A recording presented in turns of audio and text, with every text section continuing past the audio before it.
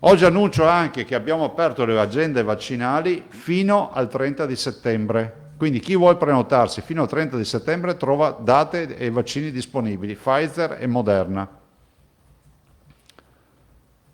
Io esorto tutti coloro che non sono tra le categorie, diciamo, fragili o che non si sono già vaccinati, di farlo adesso, perché se parte la terza dose, tutti gli altri vanno in coda poi. Diceva il Presidente che il 30 settembre, cioè aperte le agende vaccinali fino al 30 settembre con Pfizer e Moderna, se ho scritto correttamente. Sì. Un po' l'occasione per fare anche un po' il punto su come stiano procedendo le scorte, nel senso rispetto a altri momenti è tutto tranquillo. Ne abbiamo, sono... guarda, scorte ne abbiamo, ti posso dire questa mattina. Allora, di Pfizer abbiamo 455.119 dosi, di Moderna 208.358,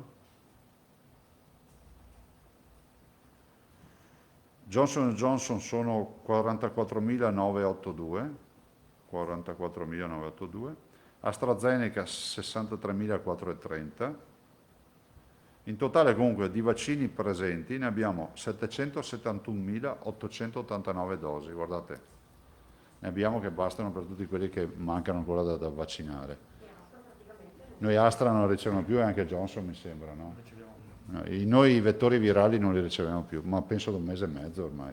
Quindi questi che vedete sono un magazzino che abbiamo e basta. Per capirci, se fossimo ad aprile dell'anno scorso o a dicembre dell'anno scorso, noi oggi avremmo gli ospedali collassati. L'unica variante che si è introdotta è la vaccinazione, che funziona.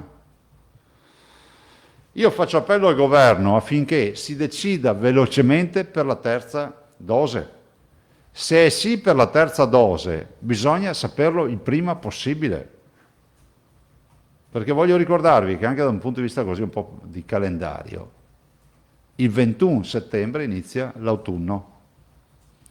E se è sì per la terza dose, e se è sì come ormai abbiamo iniziato a capire che per i fragili, si inizia dai fragili, vuol dire che noi dobbiamo avere come focus fondamentale le case di riposo, tanto per iniziare dalle fragilità, no? E sono 30.000 ospiti.